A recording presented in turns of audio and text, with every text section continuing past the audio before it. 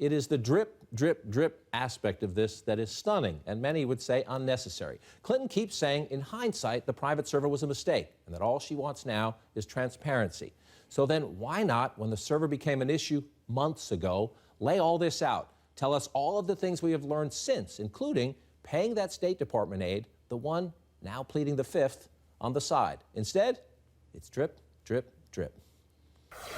With respect to personal services that he provided to me and my family, we obviously paid for those services and did so because during a period of time we continued to need his technical assistance, and I think that's in the public record.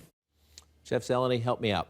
She says in the end, after she testifies to Congress, after the FBI looks at this, after reporters keep asking and asking and asking, we're going to see a conclusion that it's a bad judgment call. She should have had 2 email accounts, but she did nothing wrong. But why not months ago say, okay, my last name's Clinton. Congress is investigating this. The government's probably going to investigate this. I'm running for president. Just put out a 10, 15, 20-page report. Here's the day it was installed. Here's the guy who did it. We paid him on the side. Why not just put it all out at the beginning? Because she's Hillary Clinton and she is still in a lawyerly-like position. That every answer that she's given, if it was at her press conference on Saturday or in her interview on Friday with Andrea Mitchell, she sounded like Hillary Clinton, the lawyer. She's technically right on most of these things. But this has been an ongoing situation, a change of strategy. Initially, it was a partisan witch hunt. I'm not turning over the server. Remember that press conference at the UN in March? It's private, it will stay private. It will stay private. Okay, well, we knew that that was probably not going to be the case. So the problem is now, she is to the point now she's trying to answer every question on this, but still unable to say, I'm sorry. When Andrea Mitchell asked her, are you sorry? She asked her repeatedly, I'm sorry for the confusion for the American people. Still not able to sort of get around saying, I'm sorry. I do think at the end of the day here, voters will probably get tired of this on the Democratic side. But the question of this still is, what will be lingering in the general election should she become the nominee? And is there still more out there we don't know? So there is frustration inside her campaign about how she wants to handle this, how she wanted to handle this. This is not necessarily her advisors telling her how to do all this. She's been driving this train, and now we see what's happening. Let's listen a bit to that interview you mentioned, because she sat down a couple weeks ago. Remember, she sat down with CNN's Brianna Keilar. That was the idea. We're going to put this behind us. We're going to do a national media interview. Move on. Well, didn't work. So take 2, sit down with Andrea Mitchell. Tough questions from Andrea Mitchell of NBC News. Hillary Clinton trying to make it go away again.